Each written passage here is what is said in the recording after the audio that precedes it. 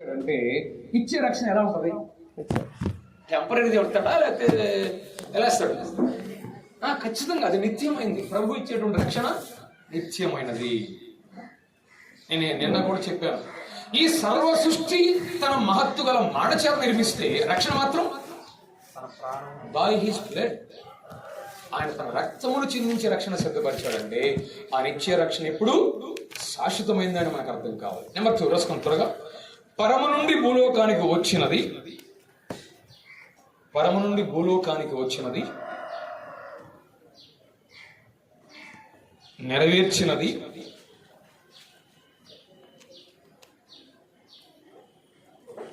రక్షణ.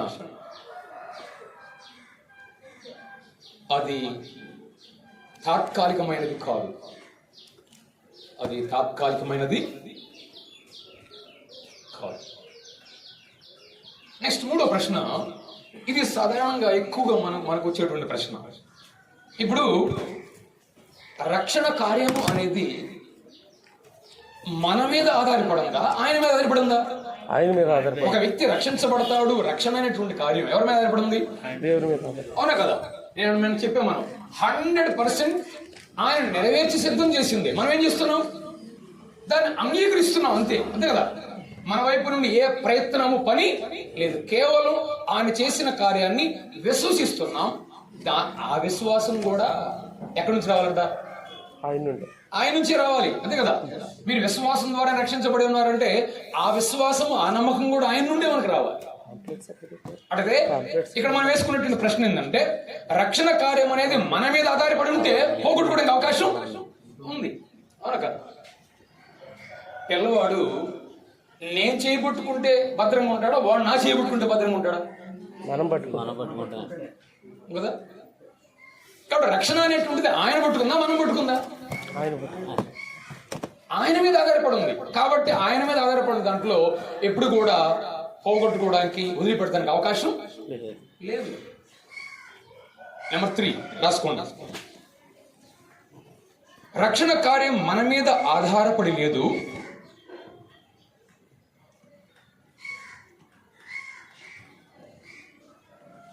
దేవునిపై ఆధారపడింది.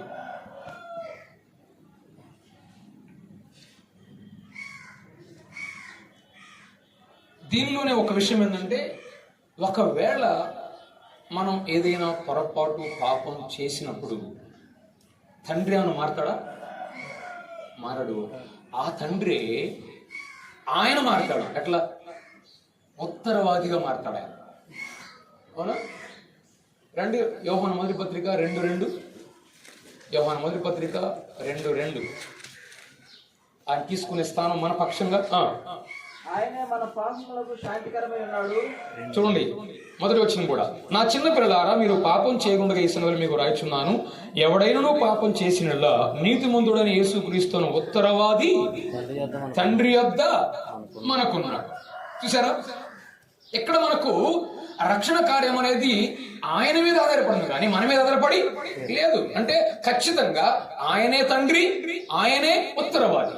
ఒకవేళ ఏదైనా కనపడిందా, బలహీనత కానీ, అవిధేయత కానీ, ఆయన మన పక్షంగా నిలబడతాడు.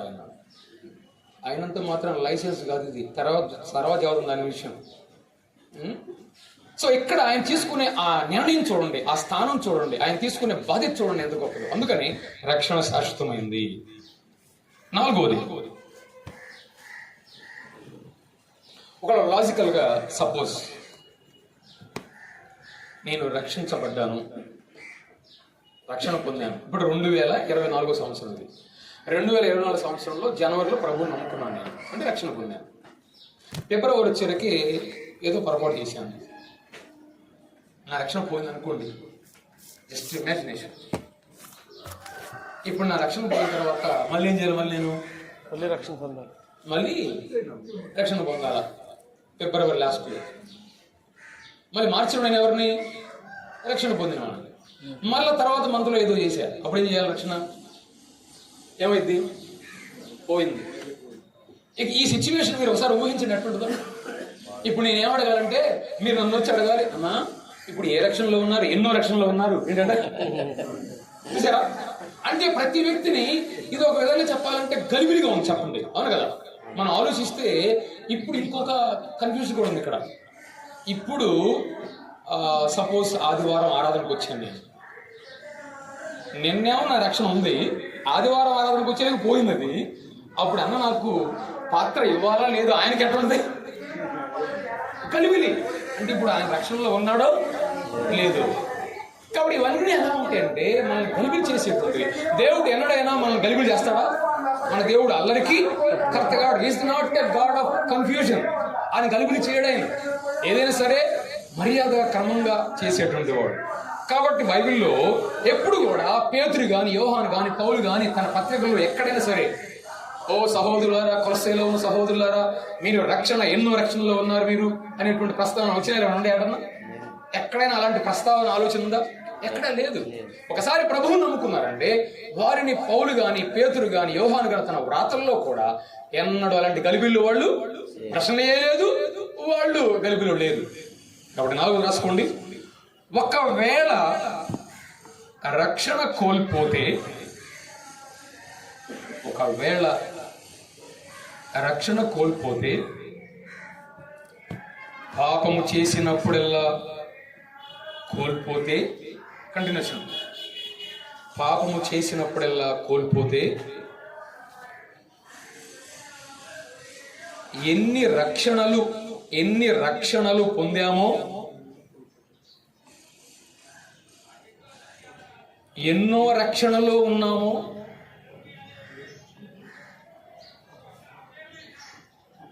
అనే గలిబిలి ప్రస్తావన బైబిల్లో ఎక్కడా లేదు.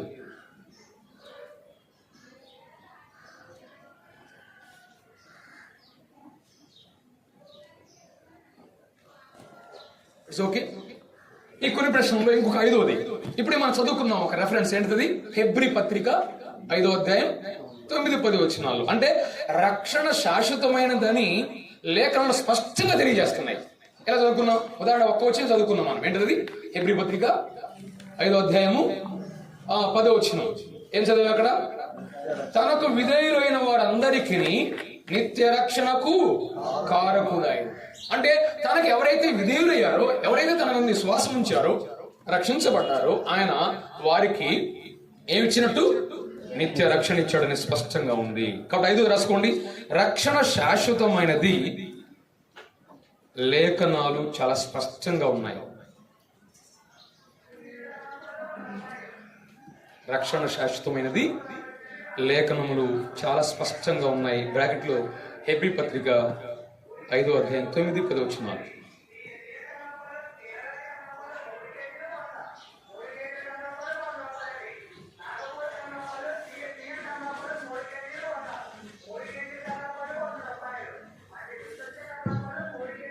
ఆరోది చాలా అద్భుతంగా ఉంటుంది ఈ మాట. చూడండి, వినండి. ఫస్ట్, అసలు రక్షణ నిత్యమైనది, శాశ్వతమైనది అనడానికి మరొక ప్రధానమైనటువంటి అంశం ఏంటంటే, అసలు ఆయనే ఎవరు? అసలు మనకి ఆయనే రక్షణ. అసలు రక్షణ అంటే ఏంటి? రక్షకుడు అనే దానిలో కంటే ఇంకొక స్పష్టం చెప్పండి. ఆయనే రక్షణ. అసలు ఆయనే మన రక్షణ. అలాంటప్పుడు అది శాశ్వతం, టెంపరీ? శాశ్వతం.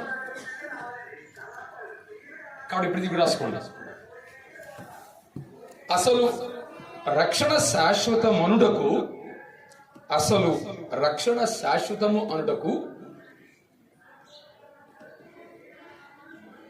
రక్షణే ఆయన. దాన్ని కొద్దిగా అండర్లైన్ చేయండి. రక్షణే ఆయన అనేది అండర్లైన్ చేయండి.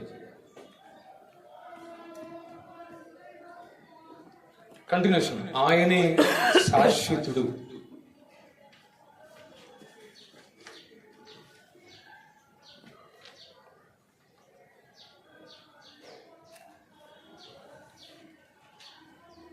అదే సమయంలో రక్షణలో త్రియేక దేవుని యొక్క కార్యాలు ఉన్నాయని కూడా చెప్పాము మనం కదా. తండ్రి, కుమార, పరిశుద్ధాత్మ. మరి త్రియేక దేవుని యొక్క ముగ్గురు కలిసి, వినండి, దేవుడు ఒక్కడే, వ్యక్తులు ముగ్గురు. అర్థమవుతుందా? ఇది మీకు అర్థమైనా అర్థం కాకపోయినా ఏం చేయాలి మనం? నమ్మాలి. అర్థమైందా? వాదించేది కాదు, కావాల్సిన. ఎందాక చెప్పాను మీకు నేను, ఐన్స్టీన్ గారు ఎవరికి అర్థం కాడు, కానీ వాడు భార్య ఉంటుందంటే ఆయన లెక్కలు నాకు అర్థం కాకపోయినా ఆయన తెలుసు నాకు అంటది. అట్లానే ఈ లెక్కలు ఇవన్నీ కూడా కొన్ని మన ఆలోచనకు కొన్నిసార్లు అర్థం కావు. కానీ సులభమైనటువంటి పరిష్కారం ఏంటంటే చెప్పండి, నమ్మటం. ఎందుకంటే మన దేవుడు నమ్మదగిన వాడాలి, నీతిమంతుడాయన. మనకు అర్థము కాలేనటువంటి విషయాలలో మనం నమ్మటమే. అబ్రహాం ఏమన్నాడు?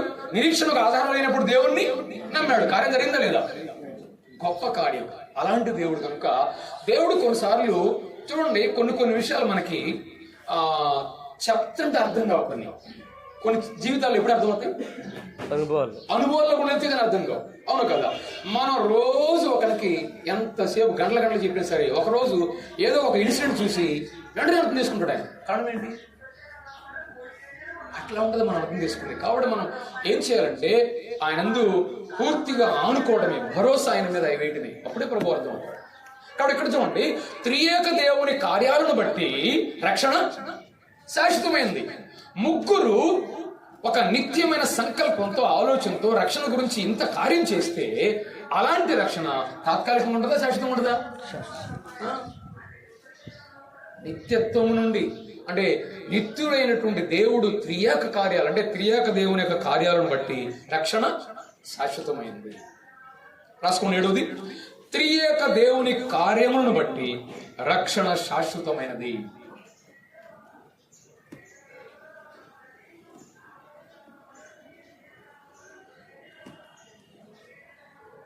ఇప్పుడు ఏనండి, ఒకవేళ దేవుడు ఇచ్చేది ఏదైనా సరే ఎలాంటివి ఇస్తాడు? ఇంకో ప్రశ్న అడిగితే మనకు అర్థమైంది. మనం సాధారణంగా మనం ఏది అడుగుతాం? మంచి అడుగుతాం. కానీ ఇప్పుడు మన వైపు నుండి మాత్రం అన్ని కూడా మనం తాత్కాలికంగా అడుగుతాం. చెప్పాలండి, అవును కదా? మామూలు జ్వరం వచ్చిందండి, మా అబ్బాయికి ఉద్యోగం కావాలండి, ఇవన్నీ తాత్కాలికమే. కానీ దేవుని వైపు నుండి ఆయన ఏది ఇచ్చినా సరే ఎలా ఇస్తాడు? పర్మనెంట్ గా ఉండేది ఇస్తాడు. కానీ ఆయన తాత్కాలికం ఉండేది ఎవడు ఆయన. దీన్ని బట్టి కూడా 8వది, దేవుడు ఇచ్చే గొప్ప వాటిలో నిత్యమైనవి ఇస్తాడు. రాసుకోండి. దేవుడు ఇచ్చే గొప్ప వాటిలో నిత్యమైనది ఇస్తాడు.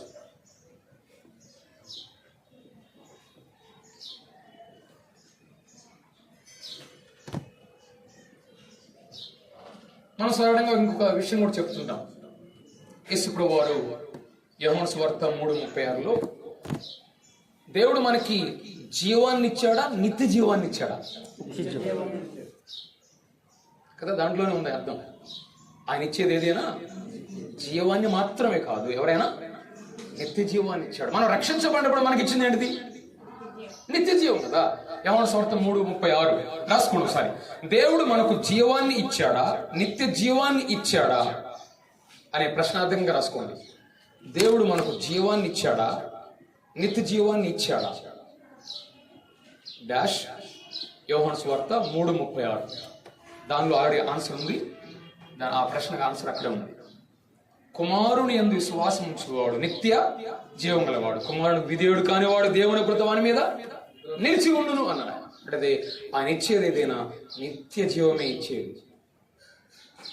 10వది ఇప్పుడు మీరు రాసుకుని 9వది. అల్లోస్ గారు తేనా?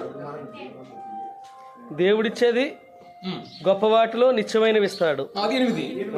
ఇప్పుడు దేవుడు మనకి జీవాన్ని ఇచ్చాడా, నిత్య జీవాన్ని ఇచ్చాడా? 9 అండి అది. 9. దానికి బ్రాకెట్ లో యోహాను సువార్త 3:36. 10. రక్షణ దేవుని కృపావరం, అవునా కదా? 10 రాసుకోండి. రక్షణ దేవుని కృపావరం, ఉచితంగా ఇచ్చేది. రోమపత్రిక 6:23.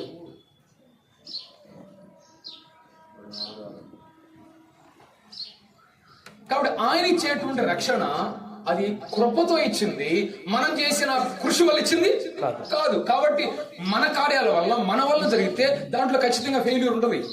కానీ అది ఆయన కృపచేత ఇచ్చాడు కాబట్టి, ఆయన కృపచేతనే ఇచ్చాడు కాబట్టి ఖచ్చితంగా అది శాశ్వతమైనది ఆయన ఇచ్చాడు ఆయన. 11 మన స్థానం మారదు, స్థితి మారవచ్చు. మన స్థానం మారదు, మన స్థితి మారవచ్చు. ఉదయం కూడా చెప్పాం కదా, ఒకసారి ప్రభువు నుండి శ్వాసం ఉంచినప్పుడు మనం ఆయనతో సంబంధం ఏర్పడింది. కానీ కొన్నిసార్లు ఏం కోల్పోతాం? సహవాసం కోల్పోవచ్చు, కానీ సంబంధం ఎప్పుడు కూడా కోల్పోతాం. ఫస్ట్ చెప్పాం కదా, కుమారత్వం అనేది ఏంటిది? ఇట్ ఈస్ రిలేషన్షిప్, శాశ్వతమైనది. అది ఎప్పుడు పోయేది కాదు. కుమారుడే వాడు దూరదేశం వెళ్ళిపోయినా సరే వాడు ఎవడు? కుమారుడు. తప్పిపోయినా కుమారుడు తేడా రాలా. వాడు చేసినటువంటి తండ్రికి దూరం అయ్యాడు, సహవాసంలోనే తేడా వచ్చాడు. 12 ఇందాక మనం చెప్పుకున్నదే, కానీ ఒక సెంటెన్స్ రాసుకుందాం. 12 ప్రతి విశ్వాసిపై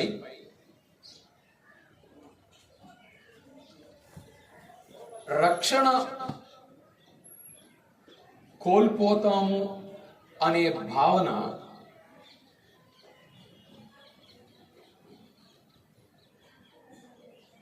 అనుమానము గలిబిల్లి కలిగిస్తుంది. అనుమానము గలిబిల్లి కలిగిస్తుంది. కాబట్టి అలాంటి బోధతో, అలాంటి అర్థంతో మనం వెళ్ళామంటే చాలాసార్లు చాలా మంది విశ్వాసులు మనం ఏం చేస్తాం? ఎప్పటికప్పుడు అనుమానంతో వస్తాం. అవును కదా, గలిబిలి కూడా అవుతాం మనం. మరి మన ప్రభు అలా గలిబిలి చేయడానికి ఇష్టపడుతున్నాడా? ఆయన అలాంటి వాడేనా? ఎన్నడూ గలిబిలి చేయడా. ఆయన ఏం చేసిన క్రమంగా మర్యాదగా చేసేవాడు. నెంబర్ 2, రెండోది, కొన్ని ప్రశ్నల ద్వారా చూసాం రక్షణ. చెప్పండి, రక్షణ నిత్యమైనది. రెండోది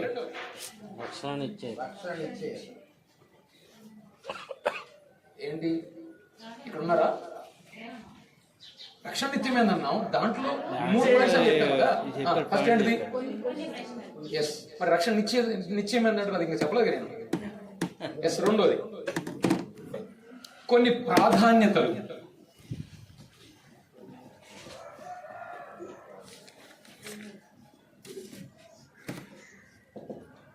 కొన్ని ప్రశ్నల ద్వారా చూసాం రక్షణ నిత్యమైందని. కొన్ని ప్రాధాన్యతలు చూస్తే మనకు అర్థమవుతుంది రక్షణ నిత్యమైనదని. కొన్ని ప్రయారిటీస్. రక్షణ నిత్యమైంది కాకపోతే స్వార్థను ప్రకటించడానికి, పంచుకోవడానికి మనలో ఏముండదు? ధైర్యం ఉండదు అసలు. అందుకదా ఏం చదువుతారు, రక్షణ పోద్దుగా ఎటు అని మనం చెప్పినా చూసారా? ఆ బోధ ఏ విధమైనటువంటి గలిబిలి తీసుకొస్తుంది అసలు. అంటే స్వార్థ విషయంలో మనం నెగ్లెన్సీ తీసుకొస్తాం, నిర్లక్ష్యం చేస్తాం, ఏముంది అనుకుంటాం. కానీ ఒక వ్యక్తితో స్వార్థ పంచుకోవడానికి ధైర్యం ఎక్కడ వస్తుందంటే, దానికి ప్రాధాన్యత ఇవ్వడానికి ఎక్కడ వస్తుందంటే రక్షణ నిత్యమైంది అప్పుడే. అర్థమైందని చెప్పేది? ఆ ఐడియా అర్థమైందా? రక్షణ నిత్యమైంది కాకపోతే మన స్వార్థ పంచుకోవడానికి ధైర్యం వహించాలి, సాహసం చేయం. మనం గొప్ప గొప్ప మిషనరీస్ దేశాలను, ఆస్తిపాస్తులను విడిచిపెట్టి దేవుని స్వార్థ ప్రకటించడానికి వచ్చారు. అదే రక్షణ శాశ్వతమైనది కాదనుకుంటే వాడు చేసిన ఫలమంతా ఏమైంది? అర్థమైపోద్దా? ఏం బోధన అనుకుంటారు. ప్రాణాలు కూడా అర్పించారు. ఫస్ట్ రాయండి, దీని కింద సబ్ పాయింట్స్, కొన్ని ప్రాధాన్యతలు. దాని కింద నిత్య స్వార్థను పంచుటకు ఇది గొప్ప ధైర్యం ఇచ్చును. నిత్య స్వార్థను పంచుటకు ఇది గొప్ప ధైర్యం ఇచ్చును. ఏది అర్థమైందా? కంటిన్యూషన్. నిత్య రక్షణ అనేది నిత్య స్వార్థను పంచుకోవడానికి ఏమిస్తుంది? మనకి ధైర్యం ఇస్తుంది, గొప్ప ధైర్యం ఇస్తుంది. నెంబర్ 2 దాంట్లోని, ఒకవేళ రక్షణ నిత్యమైనది కాకపోతే మన జీవితం, పరిశుద్ధ జీవితం వైపు నడవడానికి ఇది అంతగా సహకరించేదిగా ఉండదు. అవునా కదా? ఆయన చాలా చేశాడు మన కోసం, మరి మనం ఎలా జీవించాలి అనేటువంటి ఆలోచన మనలో తగ్గిపోతుంది. పవిత్ర జీవితం గడపడానికి మనకు అవకాశం ఉండదు. ప్రభువు వలె ఏమన్నాడు ఆయన పేతురు మొదటి పత్రిక ప్రారంభ అధ్యాయంలో, నేను పరిశుద్ధుడే ఉన్నాను కనుక మీరును పరిశుద్ధులై ఉండుడి, సమస్త ప్రవర్తన యందు మీరు పరిశుద్ధులై ఉండండి. అంటే ఒకవేళ ఇది కోల్పోతుంటే, పోగొట్టుకుంటా ఉంటే మన జీవితంలో ఏం అవకాశం ఉంది? పవిత్రంగా జీవించడానికి అవకాశమే లేదు. అక్కడ పవిత్ర జీవితానికి ప్రాధాన్యత ఇవ్వడానికి అవకాశం ఏంటంటే రక్షణ నిత్యమైంది. అర్థమైందా? కొన్ని ప్రాధాన్యత ఏంటంటే పవిత్ర జీవితం జీవించడానికి రక్షణ నిత్యమైంది అయితేనే మన ప్రభు కోసం జీవించాలనుకుంటాము, ఆయన కోసం నిలబడాలి నేను అనుకుంటాను. రాసుకుండాలను ఇది పరిశుద్ధ జీవితం వైపు నడుపును, ఇది పరిశుద్ధ జీవితం వైపు నడుపును, మనము ఆయన విధానంలో ఆయనను సంతోషింపచేయాలి. మనము ఆయన విధానంలో ఆయనను సంతోషింపచేయాలి. ఇంకో ప్రాధాన్యత ఇక్కడ చోటు చేసుకుని జాగ్రత్తగా ఉండాలి. రక్షణ నిత్యమైంది అన్నప్పుడు మనకున్న మరొక ప్రాధాన్యత ఏంటంటే మన జీవిత కాలం అంతా కూడా, లేకపోతే క్రైస్తవ జీవితం అంతా కూడా రక్షణ శాశ్వతం కాకపోతే జీవితం నెమ్మదిగా ఉంటుందా, గలిబిలిగా ఉంటుందా? ఇప్పుడు వచ్చే పరిస్థితులను బట్టి రకరకాల శ్రమలు, బాధలు తేనే నెమ్మది లేకుండా కొన్నిసార్లు ఉంటాం మనం. అదే ఈ విధంగా మన రక్షణ ప్రభువు ఇచ్చింది నిత్యమైంది కాబట్టి జీవితం నెమ్మది గల జీవితంగా, నిత్యవంతమైనటువంటి జీవితంగా ఉండాలి అంటే రక్షణ నిత్యమైతేనే. దాని ఈ విధంగా రాసుకోండి. మూడోది, ఇది నెమ్మది గల జీవితం గమ్యాన్ని గూర్చి నిశ్చింతగలది. ఇది నెమ్మది గల జీవితం గమ్యాన్ని గూర్చి నిశ్చింతగలది.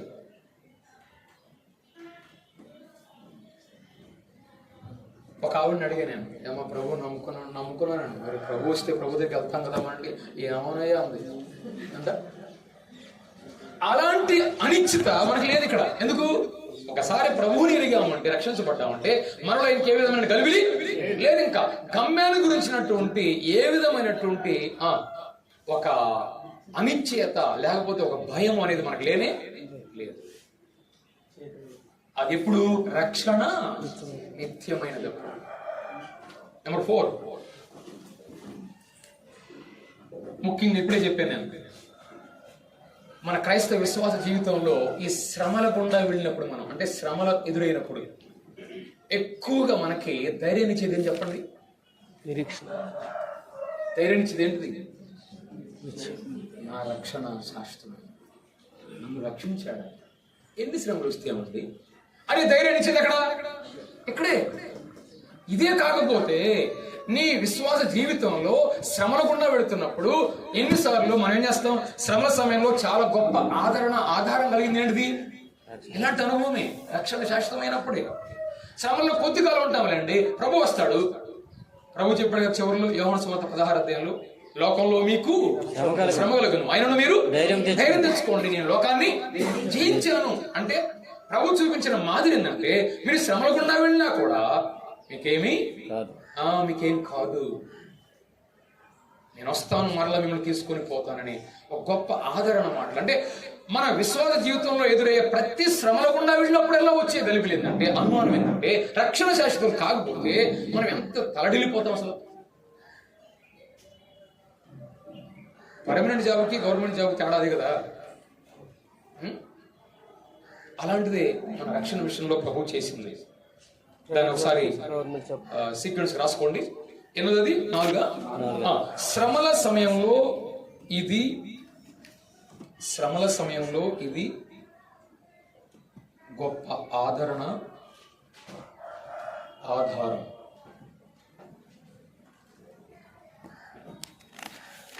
శ్రమలు కొద్ది కాలం, కంటిన్యూషన్. శ్రమల సమయంలో ఇది గొప్ప ఆధారం. శ్రమలు కొద్ది కాలం, ఒక ఉద్దేశం కొరకు ఇవన్నిటికీ బహుమానము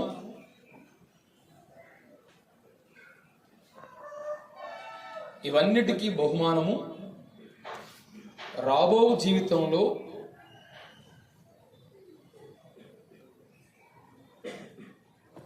దొరుకును అనే ధైర్యమే.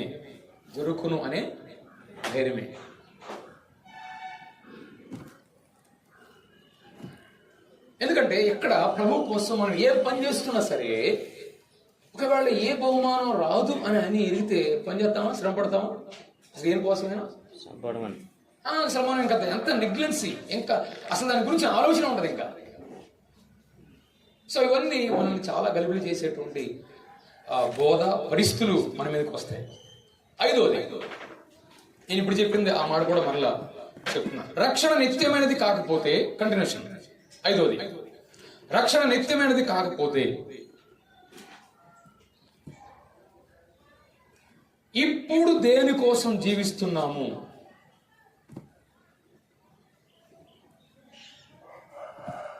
అనేది ప్రశ్నార్థకమగును.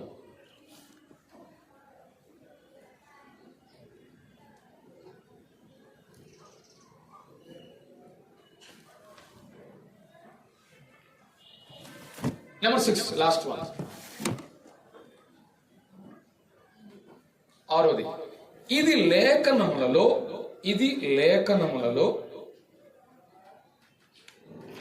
ఆరోదేనా? ఎస్. ఇది లేఖనములలో చాలా స్పష్టంగా వివరించబడింది.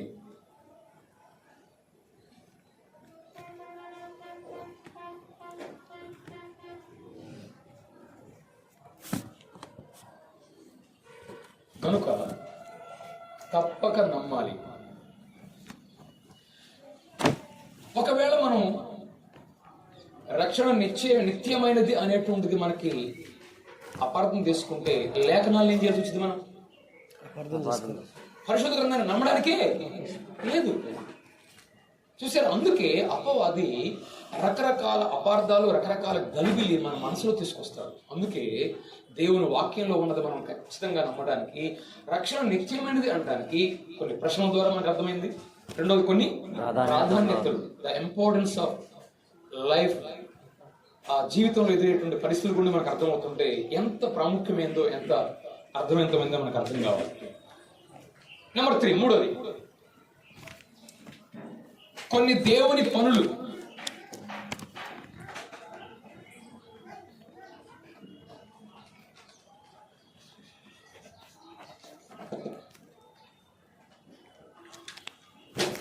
కొన్ని ప్రశ్నలు, కొన్ని ప్రాధాన్యతలు, కొన్ని దేవుడు చేసిన కార్యాలను బట్టి లేక పనులను బట్టి మనకు అర్థమవుతుంది. ఈ రక్షణ విషయంలో దేవుని యొక్క త్రియేక దేవుని యొక్క కార్యాలు ఉన్నాయని మనం ప్రారంభంలో తెలుసుకున్నాం కదా. యేసు ప్రభువు తండ్రి ఏమో సంకల్పించాడు, కుమారుడేమో సంపూర్ణం చేశాడు, పరిశుద్ధాత్మ దేవుడేమో మనల్ని దర్శిస్తున్నాడు, మనతో మాట్లాడుతున్నాడు. ఇంకో మాటలో చెప్పుకోవాలంటే తండ్రి ప్రణాళిక చేశాడు, కుమారుడు పరిపూర్ణం చేశాడు, పరిశుద్ధాత్మ దేవుడు ప్రకటన చేస్తున్నాడు కదా. ఆ మాట చెప్పాం. అంటే ఈ త్రియేక దేవుడు చేసిన పనులను బట్టి కూడా మనకు అర్థం కావాలి రక్షణ శాశ్వతమైనది, నిత్యమైనది అనేటువంటిది. ఉదాహరణకి తండ్రి అయిన దేవుని గురించి ఒక్క మాట చదవండి, మనకు అర్థమైంది. రోమాపత్రిక 8వ అధ్యాయం, రోమాపత్రిక 8వ అధ్యాయం 28, 29, 30 చదవండి. దేవుని ప్రేమించు వారికి అనగా ఆయన సంకల్పము చొప్పున పిలువబడిన వారికి మేలు కలుగుటకై సమస్తమును సమకూడి జరుగుచున్నవని ఎరుగుదుము.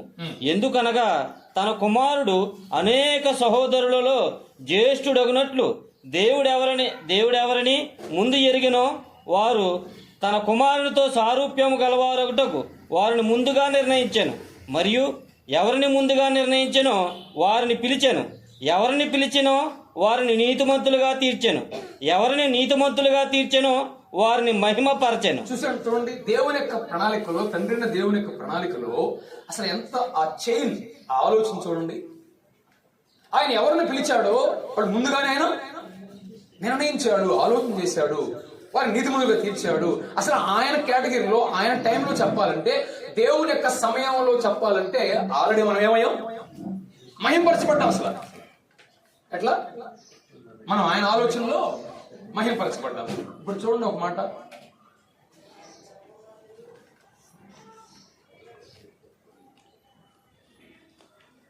ఇది నిత్యత్వం, ఇది నిత్యత్వం. ఎక్కడి నుంచి ఇక్కడ దాకా దేవుడు ఎక్కడున్నాడు జాగ్రత్త చూడండి. మనం ఎక్కడున్నాం, మనం ఎంతవరకు చూడగలం? ఈ ప్రాంతం వరకే చూడగలం. దేవుడు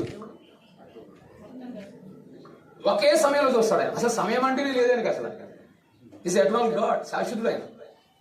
ఆయన వ్యూలో అంత అయిపోయింది, అవునా కదా? కానీ మన వ్యూలో ఇంకా జరగల, కొన్ని స్టెప్స్ అయిపోయింది. అర్థమే నేను చెప్పేది? సో మన దృష్టిలో ఒక్కొక్క భాగమే జరుగుతుంది, కానీ ఆయన దృష్టిలో ఆ దృష్టిలో పెట్టుకునే వచ్చిన రాసింది. ఏమన్నాడు? ఎవరిని ముందుగా, ఆ చదవండి ఇంకోసారి, మళ్ళా చూడండి ఒకసారి. 30 వచ్చిన, ఎవరిని ముందుగా నిర్ణయించాను వారిని పిలిచాను. అన్ని పాస్ట్ టెన్స్ రాశాడా, ఫ్యూచర్ టెన్స్ రాశాడా? అన్ని సరిగిపోయినట్టుగా చూడండి. ఎవరిని పిలిచిన వారిని నీతి ముందుగా తీర్చాను. ఇంకా ఎవరిని నీతి ముందుగా తీర్చిన వారిని మహింపరిచాను. కాబట్టి తండ్రి యొక్క ప్రణాళిక ఎంత శాశ్వతమైందో చూడండి. ఆయన చేసే పనులు మనకు అర్థమవుతుంది. దీన్ని రాసుకోండి. దాని కింద తండ్రి అయిన దేవుడు డాష్ రోమపత్రిక 8:30.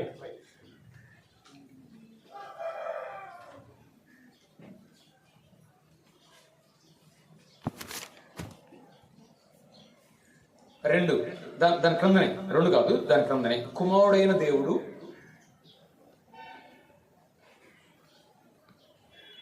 ఒకటి చదవండి. యోహాను సువార్త 10:27-28 వచ్చిన వాళ్ళు, 27, 28, 29 వచ్చిన వాళ్ళు. నా గొర్రెలు నా స్వరము వినును, నేను వాటిని ఎరుగుదును, అవి నన్ను వెంబడించును.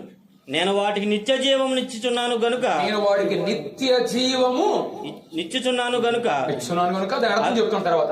అవి ఎన్నటికి నశింపవు. ఏంటంట? ఎన్నటికి నశింపవు. ఎవడను వాటిని నా చేతిలో నుండి అపహరింపడు. వాటిని నాకిచ్చిన నా తండ్రి అందరికంటే గొప్పవాడు గనుక నా తండ్రి చేతిలో నుండి ఎవడును వాటిని అపహరింపలేడు. చూసారా? గొర్రెలకు ఇవ్వబడినటువంటి కాపుదల రక్షణ ఎలాంటిదంట? 1 సెక్యూరిటీ కాదంట. ఎన్ని సెక్యూరిటీ?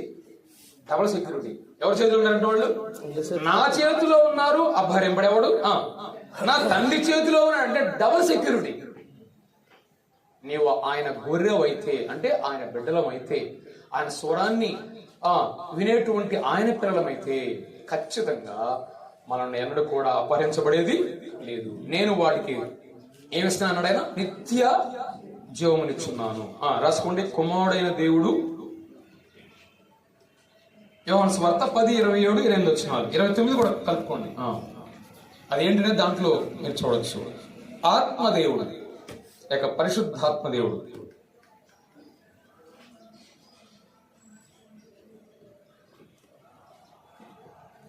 యోహాను సువార్త 14:16. యోహాను సువార్త 14:16. ఆయన నేను తండ్రిని వేడుకొందును, మీ వద్ద ఎల్లప్పుడూ నుండుటకై ఆయన వేరొక ఆదరణకర్తను అనగా సత్యస్వరూపియగు ఆత్మను మీకు అనుగ్రహించును. ఇప్పుడు ఆత్మదేవుడు మనం రక్షించినప్పుడు ఆయన ఆ రక్షింపబడిన దినము నుండి కూడా ఇక మనలో ఎలా ఉంటాడంట? ఎల్లప్పుడూ ఉంటాడు. అంటే ఆయన మనలో నివాసం అనేది శాశ్వతమైంది, అది అప్పుడు వచ్చిపోయేది కాదు. పాత నిబంధనలో ఆయన పరిచర్య అదే. అందుకే పాత నిబంధనలో దేవుని యొక్క ప్రణాళిక ఎలా ఉందండి? కొన్నిసార్లు మనకు ఒక వచనం ఉంది కదా, ఆయన చూచి చూడనట్టుగా ఉండడం రాయబడింది అపోస్తలుల కదా. అంటే ఏంటి?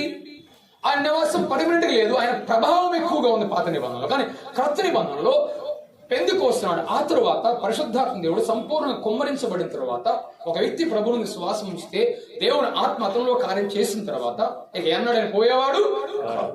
కానీ ఏదైనా బలహీనత తాగితే ఏర్పడిందా ఆయన ఏం చేస్తాడంటే ఆయన దుఃఖపడతాడు. అదే ఎఫెసు పత్రిక 4:30. దానికి రాసుకోండి. ఎఫెసు పత్రిక ఇప్పుడు యోహాను సువార్త 14:16 ఒకటి, ఎఫెసు పత్రిక 1:13-14 వచనాలు, 4:30. ఎఫెస్సి 1:13-14 4వ అధ్యాయం 30 వచనం. అక్కడ ఏం రాసి ఉంది? పరిశుద్ధాత్మను దుఃఖపరచకుడి. చూడండి, ఆయన చేసినటువంటి కార్యాల వల్ల మనకు అర్థమవుతుంది. ఒకటి, మనకి లేఖనాల ద్వారా రక్షణ నిత్యమైనది అనేటువంటి దానిలో మనం 3 ద్వారా చూస్తూ వచ్చాం. అని చెప్పిన ఒకటి, కొన్ని ప్రశ్నల ద్వారా. 2, కొన్ని ప్రాముఖ్యమైన వాటి ప్రాధాన్యతల ద్వారా. 3వది, ఆయన ప్రియక దేవుని యొక్క పనులను బట్టి మనకు అర్థమవుతుంది సాల్వేషన్ ఇస్ ఎటర్నల్, అది ఒక శాశ్వతమైంది అనేది. నెంబర్ 2, 2వది ఏం చెప్పండి? రక్షణ నిశ్చయత. రాసుకుంటా, అది కూడా హెడ్డింగ్ పెట్టండి. ఇక్కడ మన వరకు ఎక్కువ అవుతుంది. ఇప్పుడు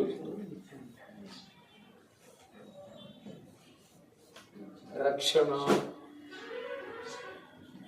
నిశ్చయత.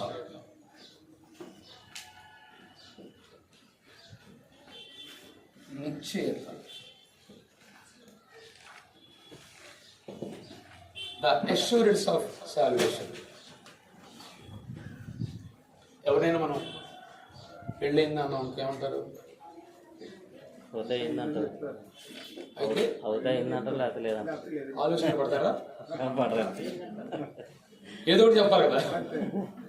సో రక్షణ అనేటువంటి విషయంలో కూడా మనం డైలమాలో పడకూడదు, ఏదో ఒకటి తేలాలి కదా. అందుకని రక్షణ నిశ్చయత అనేది దీనిలో అర్థం ఏంటంటే, రక్షణ పొందితే రక్షణ పడ్డాను అని చెప్పచ్చు, రక్షణ పడకపోతే చెప్పగలిగి ఉండాలి. దాన్నే రక్షణ నిశ్చయత అంటారు. చూసారా? ఇప్పుడే కొంతమంది రక్షణ పొందారు, కానీ కొంతమందికి అనుమానాలు చాలా ఉంటాయి లోపల. ఎందుకు? వాళ్ళు చేసే పనులు బట్టి. అంతే కదా. ఆ అనుమానాలు అనేవి రాకుండా ఉండటానికి, అసలు ఏంటి అనేది తెలుసుకోవడానికి ఈ అంశం కూడా చాలా ప్రాముఖ్యమైనది, రక్షణ నిశ్చయత. అందుకనే ఒక మాట రాసుకోండి. ఇప్పుడు మనకు తెలుసు, లూకాసు వార్త 19వ అధ్యాయంలో ఎరుకోలు ఒక గొప్ప మంచి ధనవంతుడు. ఎవరైనా? జక్కయ్య యాక్చువల్లీ ప్రభు అంటే ఆయనకు తెలియదు, కానీ తనకు ఆశపడింది. ఏమని? యేసు ఎవరో అని తెలుసుకోవాలనుకున్నాడు. ఆయన ఎప్పుడు చూసినా సరే ఆయన చుట్టూ చాలా జనం ఉంటున్నారు, కానీ ఆయన స్ట్రక్చర్ చూస్తేనో పొట్టివాడు. ఆయన చేరుకోలేడు. ఏం చేయాలనుకున్నాడు? పొట్టివాడు గట్టివాడు కదా. అనుకున్నారంటే దేవుడు చేయాలనుకున్నాడు ఏమైనా. మొత్తానికి ఆయన వచ్చే దారిలో ఒక చెట్టు ఎక్కి కూర్చున్నాడు. ఆయన ఆలోచన అంటే, నేను ఆయన చూడాలి, ఆయన నన్ను చూడకూడదు అనుకున్నాడు. కానీ ఏం జరిగింది? నేరుగా ప్రభు అక్కడికి వచ్చాడు, చెట్టు దగ్గర నిలబడ్డాడు. ఒకవేళ అప్పుడు కూడా జక్క అనుకున్నాడేమో, ఒకవేళ ఏదో రెస్ట్ అటు నిలబడ్డాడు అనుకున్నాడేమో. వెంటనే పైకి చూసాడు జక్కయ్య అనగానే గెతురుకున్నాడు. జక్కయ్య త్వరగా దిగు అన్నాడు. నేను నీ ఇంట ఉండవలసి ఉన్నది. నీ ఇంట్లో చాలా ఉన్నాయి, కానీ ఈ రోజు నేను నీ ఇంట ఉండాలన్నాడు. వెంటనే అతను దిగాడు. అక్కడ రాయబడింది ఒక మాట, యేసు ఎవరో అని తెలుసుకోవలసిన ఈయన ఇప్పుడు అంటున్నాడు, ప్రభువా, నేను ఎవరి యొద్దనైనను అన్యాయంగా తీసుకుంటే నేను తిరిగి చెల్లిస్తాను.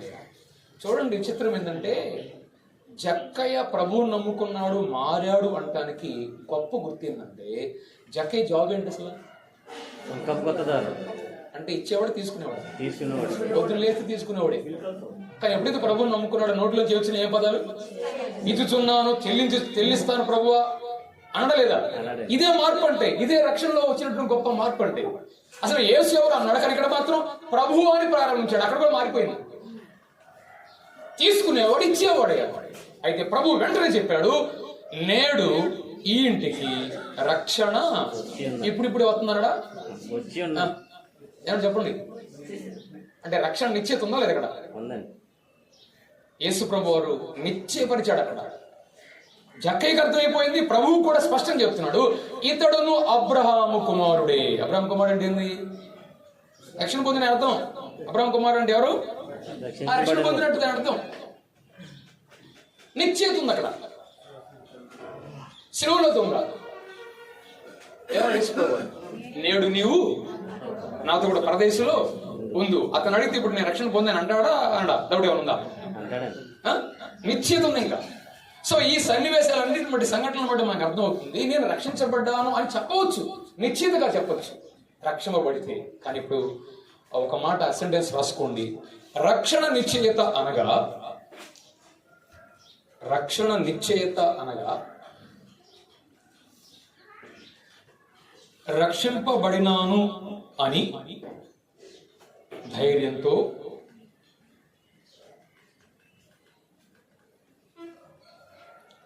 దేవుని వాక్య ఆధారంగా చెప్పగలుగుతాయి. రక్షింపబడినాను అని ధైర్యంతో దేవుని వాక్య ఆధారంగా చెప్పగలుగుతాయి. మా బాస్ గారు చెప్పాడు, మా పెద్దగారు చెప్పాడు, నేను రక్షణ పొందానంట. ఈ గారు ఇక్కడ దీని ఆధారంగా, దేవుని వాక్యాధారంగా నువ్వు ఖచ్చితంగా రక్షింపబడిన అనుభవం గుండా వెళితే నువ్వు ఖచ్చితంగా చెప్పొచ్చు. దాన్ని రక్షణ నిశ్చయిత అంటారు. ఇప్పుడు మనం ఈ రక్షణ నిశ్చయితలో కొన్నిసార్లు అనిశ్చయత కూడా కనపడతా ఉంది. ఎందుకు కనపడుతుంది? ఆ షూరిటీ లేకుండా పోతా ఉంది. ఎందుకు అని అంటే మనం 2 ఎక్సర్సైజ్ చేయబోతున్నాం. 2 ఎక్సర్సైజ్. ఒకటి దాని కింద రాసుకోండి, నిశ్చయతకు ఆటంకాలు. నిశ్చయతకు ఆటంకాలు. ఎందుకు? కొన్నిసార్లు సరిగ్గా కొంతమంది చెప్పలేకపోతున్నారు, మేము రక్షణ పొందానో లేదో అనేటువంటి ఒక అనిశ్చయత, ఒక చింత, అసలు ఒక సందేహం, ఏమి తెలియనితనం ఎందుకు వస్తుంది? అసలు ఆటంకాలు ఏంటి? మీరు చెప్పండి, ఎవరైనా తెలుసు మీ అనుభవం? రక్షణ నిశ్చయితలు కలిగి ఉండలేకపోవడానికి కారణం ఏంటి? కొన్ని ఆటంకాలు. ఎస్, లోక స్నేహంలో పడినప్పుడు దాని గురించినటువంటి ఒక నిశ్చయత నీలో ఉండకుండా ఉంటుంది. కొన్నిసార్లు దేవుని వాక్యాన్ని పూర్తిగా నమ్మకపోవడం వల్ల, దేవుని వాక్యం ఉంది ఇంట్లో, ప్రతి ఒక్కరు బైబిల్ ఉంటుంది, నమ్మట్లేదు. కొన్ని విషయాలు కొన్ని నమ్ముతున్నావు, కొన్ని విషయాలు నేను నమ్మనంటావు ఓపెన్గా. అందువల్ల రక్షణ నిశ్చయిత కారణ ఆటంకాలు ఏంటంటే, నెంబర్ 1 ఒక సవాలు చెప్పినట్టుగా వాటిని సీక్వెన్స్ రాసుకోండి, వరుసగా రాసుకోండి. ఆ ఆటంకాలు ఏంటో: 1, దేవుని వాక్యాన్ని నమ్మకపోవడం. దేవుని వాక్యాన్ని నమ్మకపోవడం.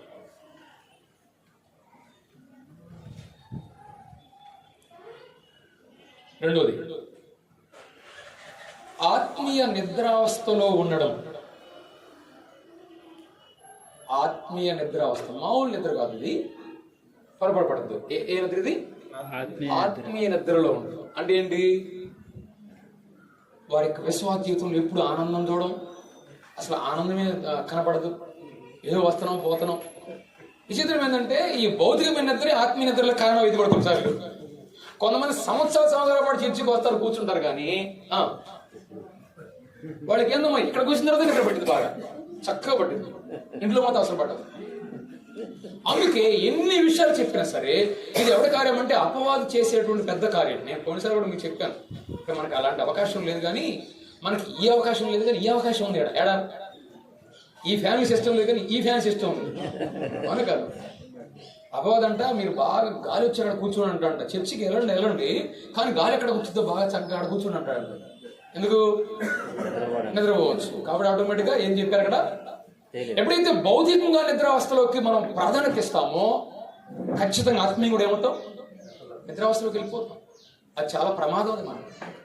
అందుకని నేను ఎప్పుడు అంటాను, మీరు ఎప్పుడు కూడా ఏదైనా నిద్ర వచ్చిందా వెంటనే వెళ్ళి వాష్ చేసుకొని వచ్చి మళ్ళీ కూర్చోవాలి. అది ఎంతో ఆశ్చర్యం. ఎందుకంటే దాన్ని మనం నిద్రను మనం తీసివేయలేము. సహజంగా పనులను బట్టో, పరిస్థితులను బట్టో, సమయాన్ని బట్టో, ఏజ్ని బట్టో ఉండదు కొన్నిసార్లు. ఆయన చెప్పాం, నిశ్చయితకు ఆటంకాలు 2 ఏంటి? ఉండడం. దానికి యోహాను మొదటి పత్రిక 1:9 రాసుకోండి. అంటే మన పాపంలో మనం ఒప్పుకునేది, అంటే ఇది తప్పు, ఇది పాపం అని తెలుసుకోకుండా నిద్రావస్థలో ఉంటారు, అందువల్ల వాళ్ళకి ఆవస్థలో ఉంటారు. 3, లోక స్నేహంలో ఉండడం. లోక స్నేహంలో పడిపోవడం.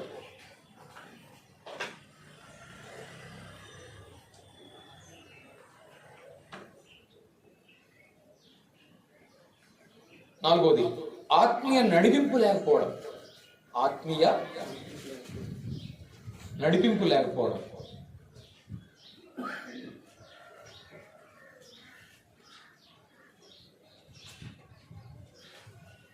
ఎందరు దేవుని ఆత్మచేత నడిపించబడుదురో వారందరూ దేవుని కుమారులగుదురు. పిల్లలగుదురా, కుమారులగుదురా? చూడండి ఒకసారి. వచ్చిన ఒకసారి 8:14 దేవుని కుమారులు అనబడుదురు. ఎస్, దేవుని కుమారులు అనబడుదురు. అక్కడ చూడండి, దేవుని కుమారులు అనబడుదురు అంటే ఒక వ్యక్తి ప్రభువుని నమ్ముకున్న తర్వాతే అతనిలో దేవుని ఆత్మ ఉంటాడు. మళ్ళీ దేవుని కుమారులు అనబడుదురు ఏంటి? మనం ప్రభువుని నమ్మినప్పుడే దేవుని పిల్లలు అవుతాం. కానీ ఇక్కడ వాడబడిన పదము they will become Sons of God, not children of God. అంటే ఏంది? ఎదిగిన వారు అవుతారు. ఎవరు వాళ్ళు? ఆత్మ చేత అప్పగించుకొని నడిపించబడేవాడు. చూసారా, ఆత్మ ఉన్నారు వారిలో ఉన్నాడు ఆయన. కానీ ఎవరైతే ఆత్మ నడిపింపుకు అప్పగించుకుంటారో వారి ఆత్మీయ ఏమైనట్టు ఎదిగిన వాళ్ళు. పిల్లలు వేరు, కుమారులు వేరు. చిల్డ్రన్ వేరు, సన్స్ వేరు. పిల్లలు పెద్దవారు. ఇక్కడ కుమారులు అంటే వాడు ఎదిగిన వారు అర్థం. అంటే ఏం చదువుకున్నాం ఇక్కడ? నిశ్చిత ఆటంకంలో 4ది ఏంటి? ఆత్మ నడిపింపు లేకపోవడం. రోమా 8:14 రాసుకున్నారా? ఎస్. 5వది పాపమునకు చోటు ఇవ్వడం. పాపమునకు చోటు ఇవ్వడం. ఎప్పుడైతే మనం పాపాన్ని చోటిస్తామో మనం పొందిన రక్షణ విషయంలో చాలాసార్లు నిశ్చయత ఉండదు, చాలాసార్లు గలిబిలిగా ఉంటాం, పై చెప్పం. ఎస్. 2వది దాంట్లో నిశ్చయతకు ఆధారాలు. నిశ్చయతకు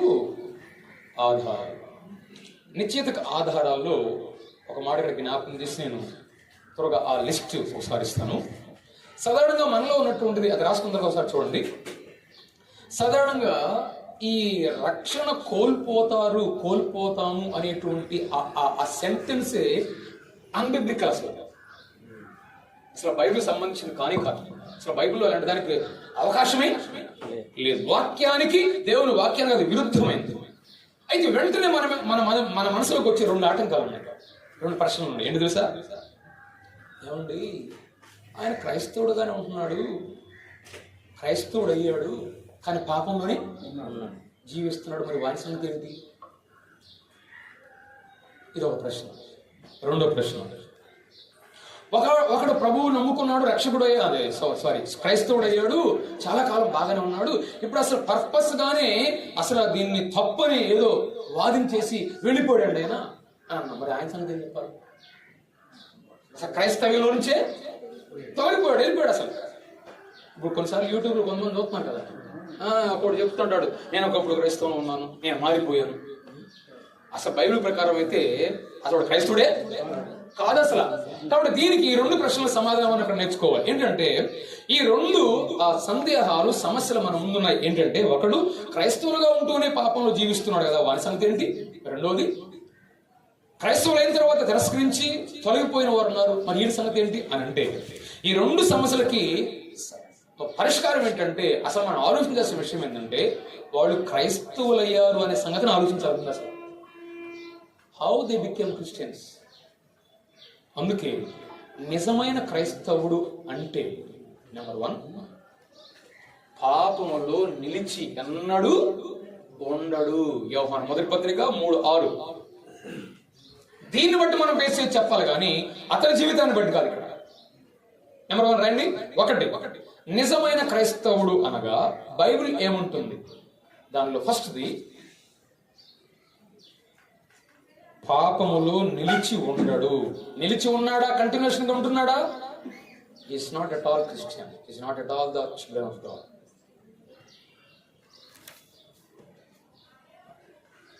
పాపంలో నిలిచి ఉండడు. రెఫరెన్స్ వస్తున్నారా? 3:6. 2వ జవాబు, విశ్వాసము నుండి తొలగిపోయిన వాడు అసలు క్రైస్తవుడే కాడు. విశ్వాసము నుండి తొలగిపోయిన వాడు అసలు క్రైస్తవుడే కాడు. దానికి రెఫరెన్స్ యోహాను 1వ పత్రిక 2:19.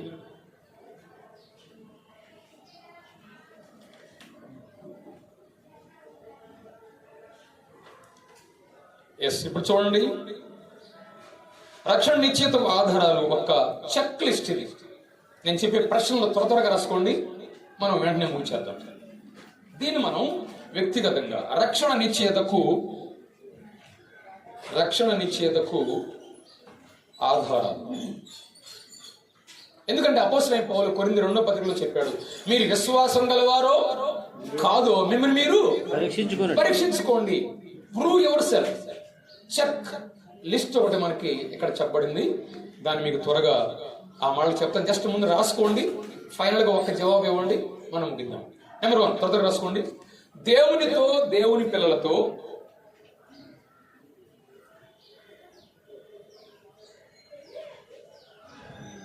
ఆత్మీయ సహవాసంలో ఆనందించుచున్నావా? దేవునితో, దేవుని పిల్లలతో ఆత్మీయ సహవాసంలో ఆనందించుచున్నావా? బ్రాకెట్లో యోహాను మొదటి పత్రిక 1:3-4 అన్ని మొదటి యోహాను పత్రికలోంచి దానికి బ్రాకెట్లు రాసుకోండి, అన్నిటికీ అట్లా వస్తాయి. రెండో ప్రశ్న,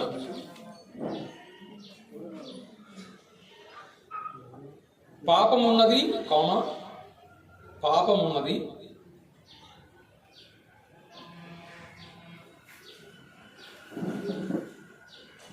నా స్వభావము లోబడుచున్నది అని గుర్తించావా? నా స్వభావము లోబడుచున్నది అని గుర్తించావా?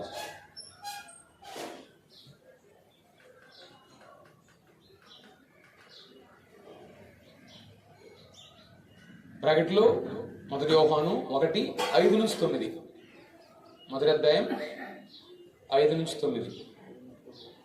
3 లోకము దాని ఆశలు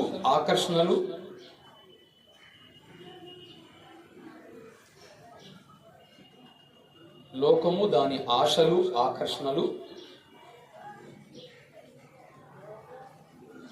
ఎడల నీ వైఖరి ఏమిటి?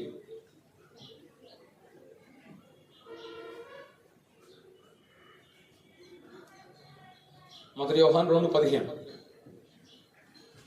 4 నీలో ఆత్మదేవుడు ఉన్నాడని సాక్ష్యం ఉన్నదా? నీలో ఆత్మదేవుడు ఉన్నాడని సాక్ష్యం ఉన్నదా?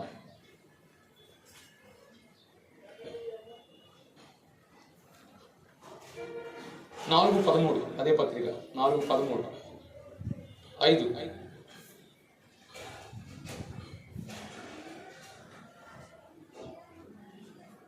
నాతో వస్తున్నారా అందరూ?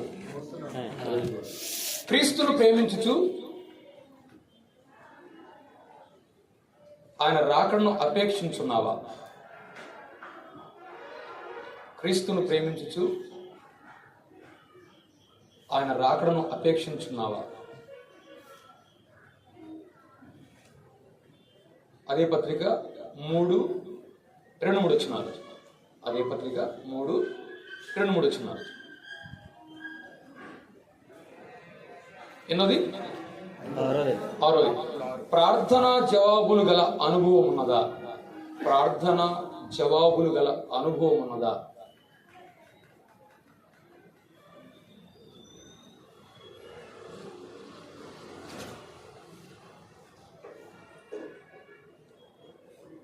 బ్రాకెట్లో 3:22 అదే పత్రిక 3:22.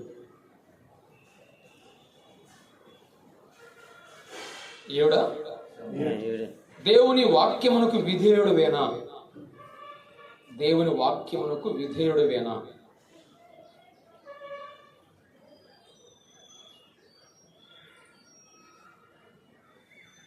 అదే పత్రిక 2:3-5 వచనాలు. 2:3-5 వచనాలు.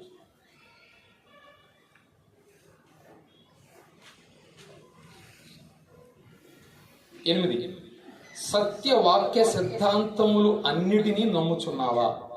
సత్యవాక్య సిద్ధాంతములన్నిటినీ నమ్ముచున్నావా?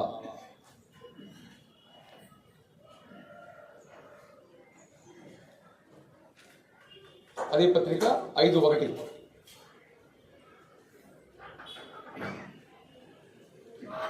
9 ఆత్మీయమైనది ఏదో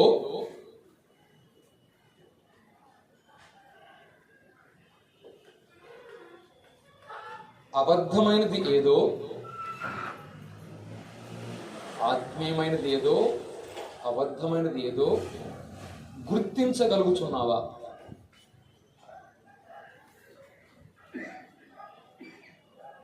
అదే పత్రిక 4వ అధ్యాయం మొదటి 6 వచనాలు, 1 నుంచి 6. 4వ అధ్యాయం 1 నుంచి 6. చివరి ప్రశ్న. క్రైస్తవ విశ్వాసమును బట్టి శ్రమ, కష్టము,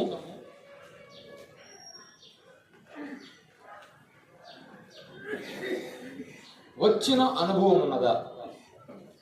శ్రమ, కష్టము, వచ్చిన అనుభవం ఉన్నదా? ఇప్పుడు యోహాను సువార్త రాసుకోండి. యోహాను సువార్త 15:18 నుంచి 20. మన రక్షణ నిశ్చయతకు ఇవన్నీ 10 ప్రశ్నలు. వీటిని ఒక్కసారి మీ వ్యక్తిగతంగా ఎన్ని ఎస్లు వస్తాయో ఎన్ని నోలు వస్తాయో మీరు కౌంట్ చేసుకున్న తర్వాత సాధ్యమైనంత వరకు అన్నిటికీ ఎస్ అని వస్తే రక్షణ, నేను రక్షించబడ్డాను అనేది నిశ్చయంగా నువ్వు చెప్పగలవచ్చు. మన ఫీలింగ్స్ని బట్టి కాదు ఇక్కడ రక్షించబడ్డాను అని చెప్పడం.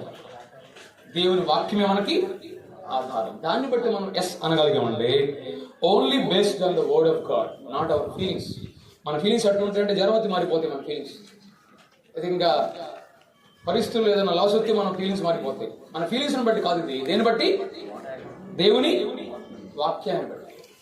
అదేవిధంగా కాబట్టి ఇంత గొప్ప రక్షణను మనం నిర్లక్ష్యం చేసిన రక్షణను మనం స్పష్టంగా మనం నేర్చుకోవడం ఎంతైనా ప్రధానమైనది. ఆదికాండం 3వ అధ్యాయం నుండి ప్రకటన 22వ అధ్యాయం వరకు ఒకే ప్రధానమైన అంశం ఏంటది? రక్షణ లేక విమోచన అనే అంశం చెప్పబడింది. కాబట్టి ఇంత గొప్ప రక్షణ పొందిన మనం నిర్లక్ష్యము అలక్ష్యం లేకుండా ప్రభు కొరకై జీవించడానికి పరిశుద్ధాత్ముడు మన సహాయం చేయనుగాక. ఆమేన్. అర్థం చేద్దాం. మా రక్షణకర్తవు మా ప్రియ ప్రభువా, నీ ఘనమైన నామాన్ని బట్టి స్తోత్రములు. మా కృషిని బట్టి మా క్రియలను బట్టి కాదు కానీ మమ్మల్ని మీరు జ్ఞాపం చేసుకున్నారు. నీ ప్రియ కుమారుల్లో మీరు జ్ఞాపం చేసుకున్నారు. కేవలం నీ వైపు చూసినప్పుడు మమ్మల్ని మీరు అంగీకరించారు. రక్షణ ఉచితమే కానీ దాని వెనుక ఎంత సమర్పణ, ఎంత త్యాగం ఉంది. మీ కొరకే మేము ఇంకెంతగా జీవించాలో, నీ కొరకే మేము ఎలాగూ ప్రియ ప్రభువు సాక్షులుగా ఉండాలో మమ్మల్ని ఆత్మశక్తి ద్వారా బలపరుస్తున్నారని, నీ వాక్య వెలుగులో రక్షణ యొక్క ప్రాముఖ్యత, దాని యొక్క అర్థం, దాని యొక్క అపార్థాలు అనేక విషయాలు నేర్చుకోవడం మీరు చేసిన సహాయం బట్టి అపవాది ఎత్తుకొని పోకుండా మేము మరెక్కువ నీ మీద ఆనుకొని జీవించాలని సహాయం చేయమని, ఇంతవరకు మీరు చేసిన ప్రతి సహాయాన్ని బట్టి మమ్మల్ని సమయాన్ని బట్టి కూడా మీరు ఆశని మరి విశేషంగా బలపరుస్తారని క్రీస్తు యేసు నామమున ప్రార్థించి వేడుకొనుచున్నాము తండ్రి. ఆమేన్.